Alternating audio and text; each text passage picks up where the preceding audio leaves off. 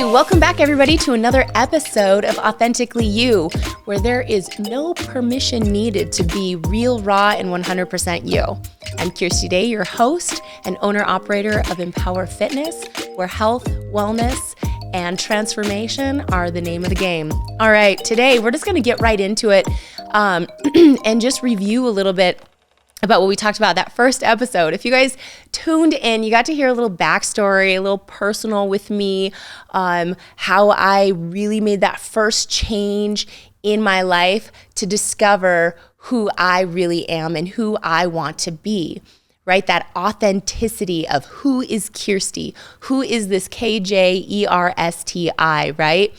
One of the things that we kind of alluded to, but I didn't totally get into, it had to do with permission, right? And that is in the statement here at the beginning where we talk about there's no permission needed. Because if you don't need permission from somebody else or an outside source, that means you are fully empowered to be who you are. So part of what I really want to instill in you guys through my experiences and through my knowledge base and education and life, right, is that sense of empowerment, that sense of that I don't need somebody else to give me permission to be me. Whatever that looks like, in whatever way, shape, or form. If you missed last episode, you're curious to find out a little bit about who this KJERSTI is, I really recommend you go back and check it out. Getting into today too, I will always want to begin with questions from the audience, right? And so another question that came up was directly related to something that I do on a daily basis, which is fitness. And the question was very specific, and I really appreciate that. So thank you so much, Tracy, for that. And it has to do with, in this day and age, that we are stuck in our phones, which, P.S., I have right here, because if you notice, every now and again, I'm going to look down and be like, checking to make sure I'm a little bit on topic and don't waver too much, or we're at our keyboards, or we're working with little people, or we're looking down, we end up with a lot of neck issues. And a lot of people going to chiropractors, trying to have their spine fixed. And there are ways to go about it on your own to be able to strengthen the muscles in your neck to help counteract the world that we live in today of driving, looking down, right? And not holding ourselves up and open. Something really simple that you can do at home on your own or at your desk or in your car, even if you're stuck at a stoplight, instead of being at home looking down on your phone, you can take a couple minutes to take your hands, put them behind your head, and put counter pressure. If you press back into your hands at the same time you apply pressure to your head, you are now strengthening your neck and that posterior chain, which is your back, through your shoulder blades and down that spine. And you're just applying counter pressure. And you can do that for maybe 5, 8, 10 seconds, whatever you're comfortable with. I always recommend starting a little bit lower in those holds and then increasing as you get stronger. That's one direction. The other one, so this is gonna get kind of funny looking, right? You just take your finger, super easy, right? Counter pressure. Notice I'm just applying to the side. Now I'm strengthening my side through those scalenes, those side neck muscles, right? And then the other side. And then of course forward, right? Crazy how we can work all of our neck muscles. And then of course just begin to find yourself, reminding yourself to keep your chin up and your shoulders back, right? Because we get so closed in here that we lose that flexibility through our chest and through our shoulders, and we lose the contraction in our back. And not up here. We don't want to be like this. No necks. You want to keep them down. So you want to open through that chest, squeeze your mid to lower shoulder blades together, hold them, open that chin, and really elongate through that chest and that neck, okay? So that's a real simple, easy way to begin to counteract our lifestyle of looking at cell phones and down at keyboards. Thank you, Tracy, so much for that question. It made it really easy. So to get into the grit of today's podcast, we are really going to talk about that beauty, something that I missed last episode that I wanted to get into is the beauty, is how we see ourselves as women. We are starting to really move. If you look at social media and actually, let's back up a little bit, okay? When we think about the way that society has moved in its definition, in its view of beauty in women and the evolution of that, right? It hasn't always been the healthiest, but it is constantly in evolution, right? That being said, if we look at the eyes and the definers and the voices behind that definition, where was that coming from? Who were the people that were defining what beauty was or is? And who are the people that are accepting that definition? We need to remember that words are flexible, they're plastic, they're always changing. So we can take, like, for instance, the word bad, right? Bad doesn't just mean something's bad, like naughty, or that tastes bad. Bad also means, dude, that was a badass ride. Do you see that? Like, that means that's good, cool, right? We can decide what definition we want to adhere to. So there's a little bit of, we're going to play that victim accountability game in this, right? A little bit of a victim accountability. The victim, women, right now, that's okay. We're going to play victim role for a minute. We were put in this box by men, okay? And let's just be real. I don't want people commenting about, oh, you're just a man hater. I have 4 boys and I have an amazing fiance. I am not a man hater. However, I hate a lot of the things that men have done, a lot of things that men have said, and I don't like the pressures that society has put on men to be a certain way. That I will say I hate, but I do love men a lot. Okay, that being said, the people in power of the magazines, of the television, of the stage, of clothing design even, of all of those things were men. And they were the ones putting us in the formats, the frames, as they saw fit to either sell a product, promote something, or whatever. All right? Women then, we accepted this definition. Generally speaking, we accepted this status quo. Okay? So now, here we are trying to be a certain thing, look a certain way, dress, wear our hair, makeup, whatever, to suit what this socially acceptable thing is that men have then created and designed, right? Now, here's the other problem with that as victims. Women then become being in our natural state, we are competitive human beings as well, because we do flex between that duality of yin and yang, feminine energy, masculine energy, right? That masculine energy is a little bit more competitive, a little edgy, right? Not to mention, like, we're also fighting for a man out there, right? A good man, because if we're thinking about the survival of our species and procreation, we need a good mate so we want to make ourselves look and be a certain way that is going to attract that mate, that will provide for us, that will bring safety to us and security to us, right? So then we accept this socially defined term of what beauty is, and it's very outside, right? We're not even thinking about the inside. It's just outside, how we dress, how we walk, what we wear, how we wear our hair, how we do our makeup. And now we're competing for a certain social status, for the survival of ourself and our dreams and what it is we think we should have or need in the time, right? So now here we are at whatever age that definition is accepted by you, that society has put out there. At whatever age that is, you are now starting to develop your self-concept around that. You're starting to develop your ego around that. You're starting to develop who you are around these labels, these definitions, these visuals, in order to gain the life you think you need, because you're being told that's what you should have, right? And then there's other women that are doing that. So we're getting nitpicky. So now what are we doing? We've got the catty woman issue, right? And you don't really have good friends because you can't really trust so-and-so. And can you believe what so-and-so is doing?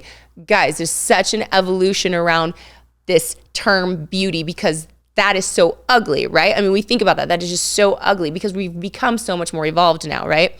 But beauty is, at this time that we're talking, years ago, is skin deep. And we're still coming out of that.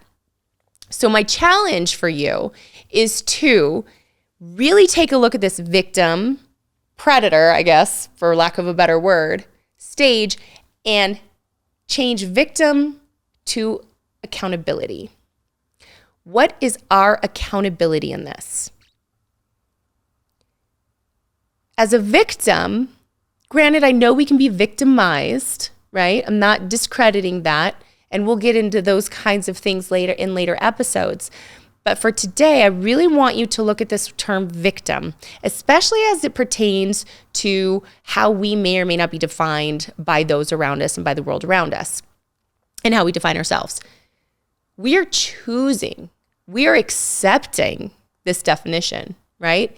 It is not until we look at this and say, wait a minute, I no longer accept this definition. I no longer accept the status quo. I have been choosing to be this thing, walk this walk, look this look, right? I have been choosing that.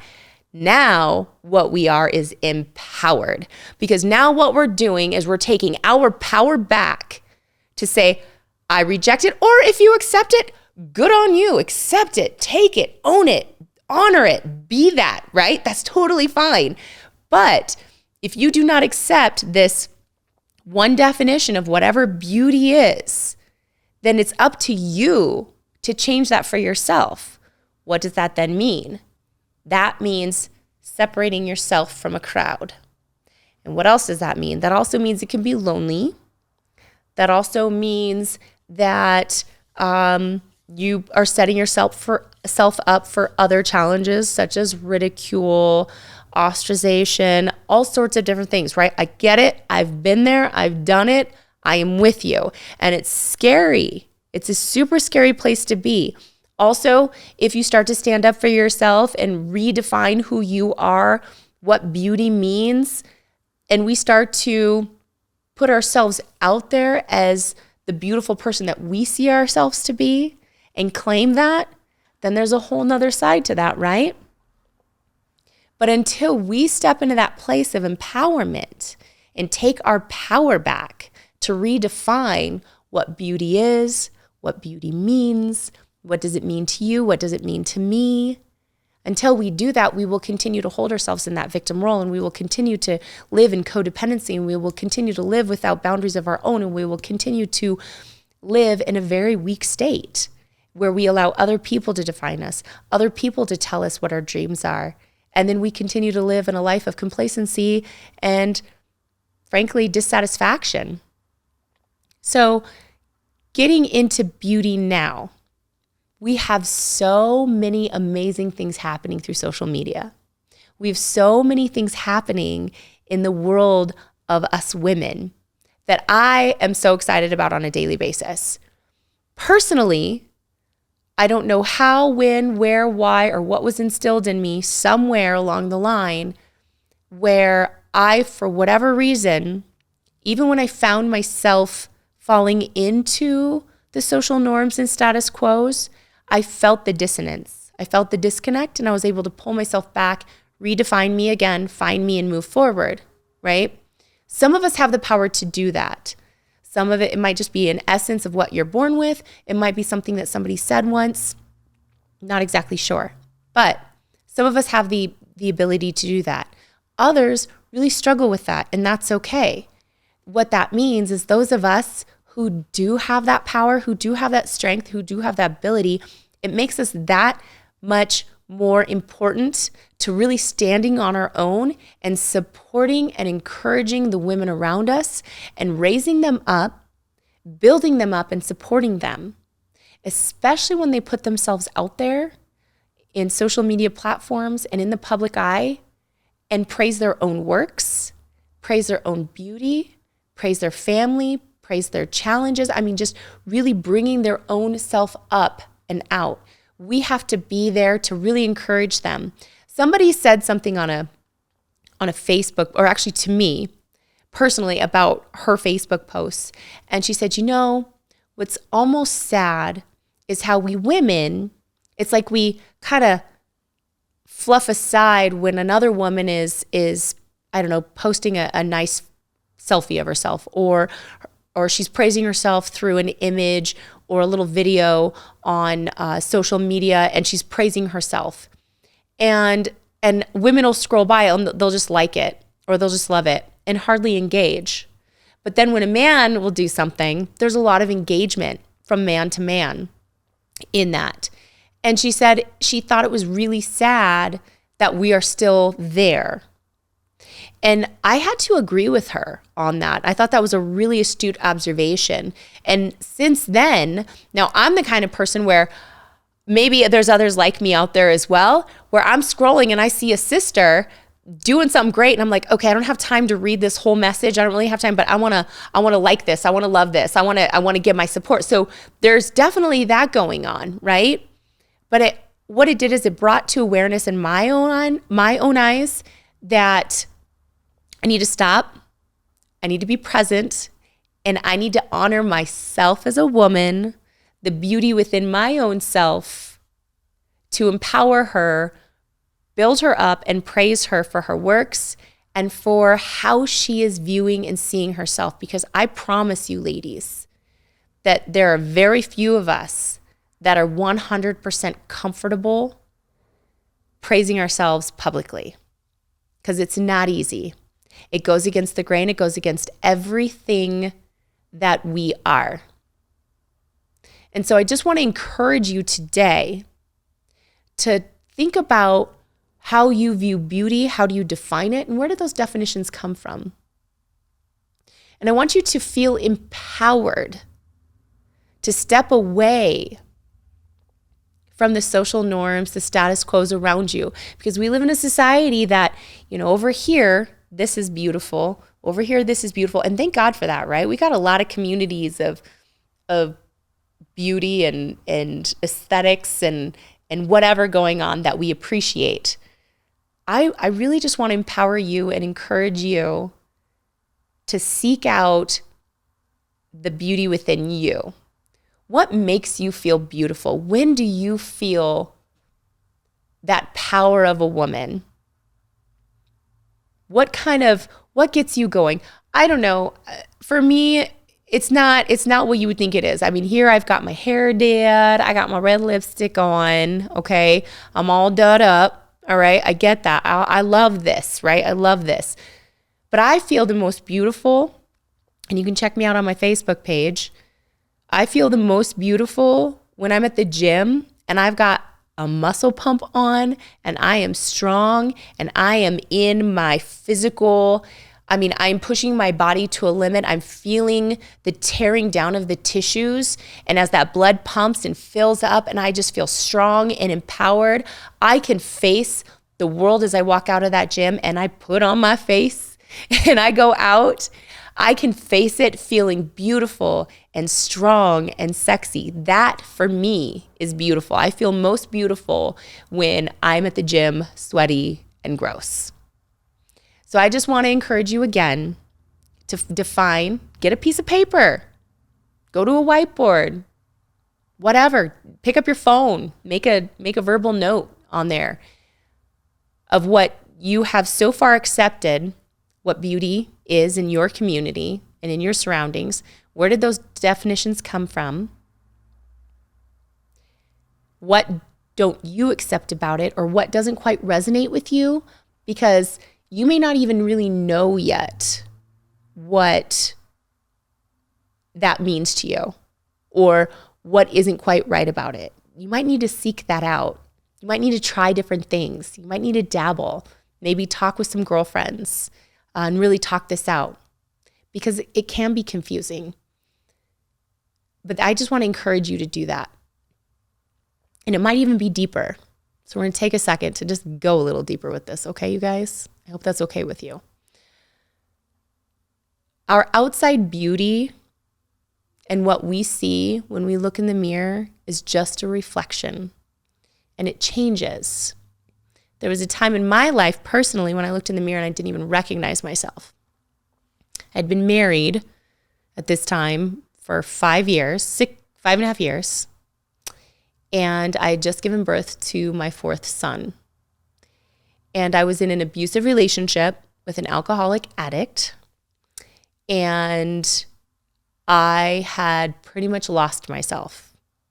I grew up in a home of addiction and abuse. So it was something I was very familiar with. So the idea of me falling into a relationship of that and not even recognizing it at the time that I did, it doesn't surprise me. But that being said, I had conformed myself to these ideals of the community I put myself in and what other people were expecting me and expecting of me. And what I thought I was supposed to be or look like was so distorted, so confused, that when I looked in the mirror, I felt so ugly. I felt so invaluable. And I was pissed off because the person that I looked at when I looked at the mirror, that wasn't a person that I saw 6-7 years before that. The person I saw before that was vibrant and alive, and she's going to college and I was the commencement speaker at my college graduation, raising 2 kids and working 3 jobs. Like I could do it all. And I felt good about myself and beautiful and strong and capable. And this woman that I was now looking at was weak and soft and a pushover and just old and ugly. And that's when I decided I needed to leave this man. After fighting addiction with him for 3.5 years, I picked up my 4 boys. Well, before that, I went down to the courthouse. I looked in the mirror. I saw this picture. I saw this image. And I decided I did not want to accept this reality anymore. Could not do it anymore. I fought it long enough. I didn't like what I saw in the mirror. And I went down to the courthouse. I picked up the papers, divorce papers, came home, filled them out. 45 minutes later, returned them. Then that weekend, I packed up my house, or I packed up my kids and what I could fit into a friend's truck and my car and our dog. And I drove 60 miles away to another town where we lived out of our car in a tent in the back of a friend's yard for about 2.5 months. So not a very pretty place to be, but I'm gonna tell you, that was only 12 years ago that I did that. And where I've come and gone since then and how I've redefined myself since then, and I've redefined my definition of what beauty is, redefined my definition of who I am. Because beauty is not what you put on your face, it's not how you do your hair, it's a reflection that you see in the mirror. And if you don't like what you're seeing in the mirror, you need to take a peek inside here and assess what's going on in here that's reflecting through that mirror. And if you don't like what you see, then I really encourage you to look for the changes that you can make, to find the support that you need to make those changes, and to realign yourself with who you should be, that authentic you that was put on this earth as a perfect 10-toed, 10-fingered, beautiful little baby girl. Because that's in there and that's you. So thank you so much again for joining me for this pretty deep little message. I really hope that you go today, tomorrow, take this with you, make those notes. Don't allow yourself to be in that victim role anymore, that you have the power to change it. You have the power to redefine it. You have the power to discover who you are. You don't need anybody else. You don't need somebody to tell you that. But I just really encourage you to do that.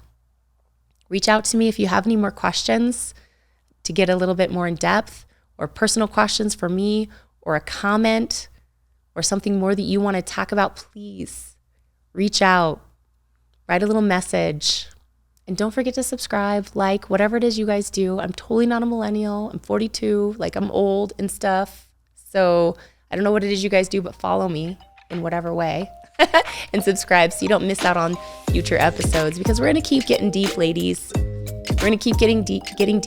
I want us to be real. I want us to be raw and be super vulnerable with each other, because again, that's where our strength is.